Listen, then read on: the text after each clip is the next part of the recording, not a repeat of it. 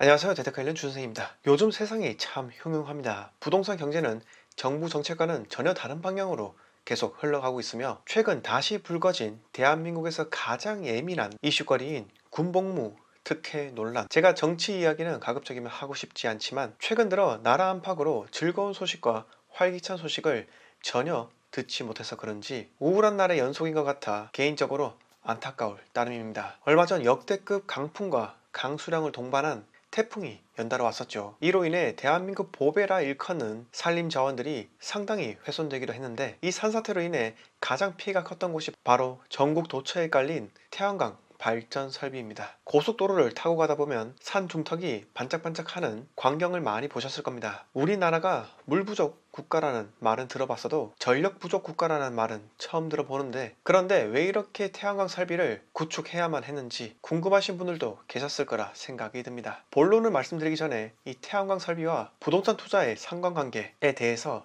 간략히 말씀드리자면요, 우리가 아는 녹색의 산림은 지목이 임야라 불리며 함부로 건축물을 지을 수 없습니다. 하지만 밭과 논을 칭하는 지목인 정과 답은 건폐율과 용적률에 제한은 있지만 지대가 평평하기 때문에 비용만 들이면 건물을 짓는데 상대적으로 임야보다 수월합니다. 그래서 임야의 공시지가가 전, 답보다 저렴한 이유이기도 합니다. 그런데 정부의 신재생 에너지 확대 정책이라는 미명하에 태양광 시설을 임야에 짓게 된다면 임야라는 지목이 잡종지로 바뀌게 됩니다. 이 설비 구축 공사와 추후 관리를 위해 도로도 내야 하기 때문인데요. 이러한 도로가 생겼을 뿐더러 10년이라는 세월이 지난다면 땅값이 적게는 수십 배, 많게는 수백 배까지 상승하게 되고 이후 태양광 시설을 철거하고 이 잡종지에 주택이나 식당을 지을 수 있게 되는 겁니다. 태양광 발전을 통해 한전에 전기를 팔고 투입된 투자금 회수, 그리고 추후 전원주택 부지 조성 후 분양, 제가 여기까지 간략히 말씀드렸습니다. 그럼 이제 왜 전국 산지마다 태양광 설비를 구축하였는지, 아니 구축할 수밖에 없었는지 잘 이해가 되셨을 겁니다. 자, 본론으로 넘어가서 오늘은 집값 하락 10월부터 라는 주제로 이야기 드리겠습니다. 구독과 좋아요 부탁드립니다. 제목을 자극적으로 뽑는 이유는 제 채널에 유입되는 시청자의 수를 늘리기 위해서입니다. 열심히 영상을 만들지만 결국 보는 사람이 적다면 제가 쉽게 지칠 수 있기 때문에 중간에 포기하지 않고 제 생각을 널리 알리고 싶은 마음이 간절했기 때문에 부득이하게 영상 제목을 이렇게 만들고 있으니 깊은 양해 부탁드리겠습니다. 9월 16일 국회 대정부 질문에서 장관께서 부동산 상승이 멈추었다 라고 말씀하셨습니다. 무엇을 근거로요? 국가 승인 통계라고 합니다. 장관께서는 이렇게 말씀하셨습니다. 부동산 상승세가 서울의 경우 감정원 통계로 0.01%로 된 게 4, 5주 됐고 강남 4구의 경우 상승세가 멈춘 상태. 장관의 말대로 한국감정원의 통계대로 서울 아파트값 상승은 멈춘 상태입니다. 그런데 KB국민은행, 부동산 114 이러한 민간 통계 기준으로는 서울 아파트값 여전히 상승 중입니다. 9월 7일 기준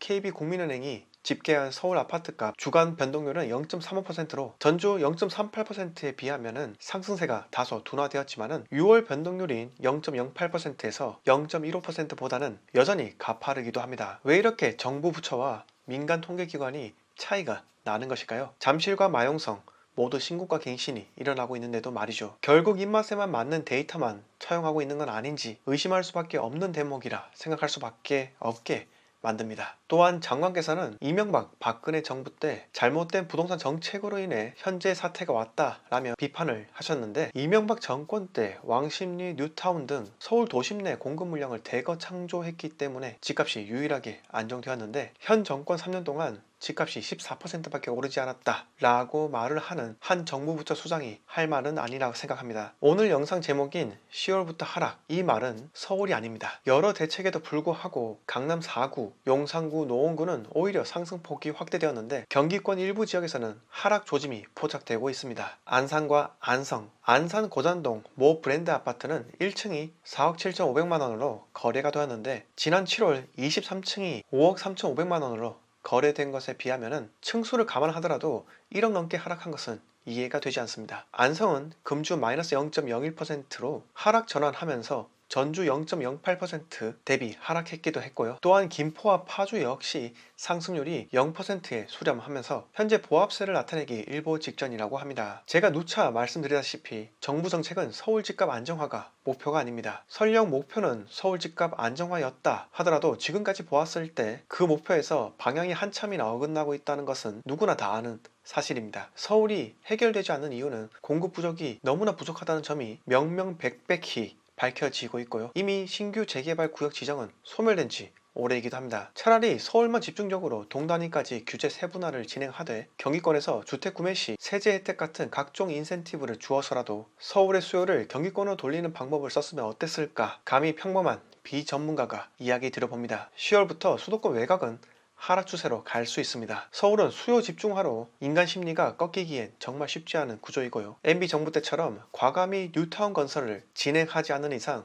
하락이 일어날 수 없는 구조이기 때문에 지금이라도 빨리 역사적 사실을 통해 현재의 잘못을 인정하고 야당과 대타협을 해서 앞으로 나아가야 할 분위기가 되지 않았나 생각이 듭니다. 가을 이사철이 지나고 나서 차디찬 겨울바람이 불기 시작하면 수도권 외곽은 더욱더 분위기가 냉랭해질 수 있습니다. 국민들의 미친 듯한 공모주 청약, 각종 증권사 계좌 개설 시 현금 살포, 지금 한국 금융시장에는 역대급 유동장세가 펼쳐지면서 세계 경제와는 정반대로 증시가 상승하고 있어 점점 커지는 금융 버블이 상당히 위험할 수 있다고 생각이 들기도 합니다. 2008년 리먼 쇼크가 터지기 2년 전부터 미국 부동산 실물 경기는 이미 마시간 상태였습니다. 그 정도로 위태로운 신호를 내보내고 있었습니다. 개인의 신용도와는 전혀 상관없이 오직 집 담보로만 대출을 해주고 있었으며 빈집이 늘어나면서 채무 불이행자 역시 증가하고 있는 추세였습니다. 이 리먼 쇼크에 대해서는 영화 빅쇼트를 보면 자세히 알 수 있습니다. 다행히 한국은 공급 부족으로 인해 미국과는 전혀 다른 상황이기도 하지만 금융 버블은 상당히 무서운 존재임은 부정할 수 없는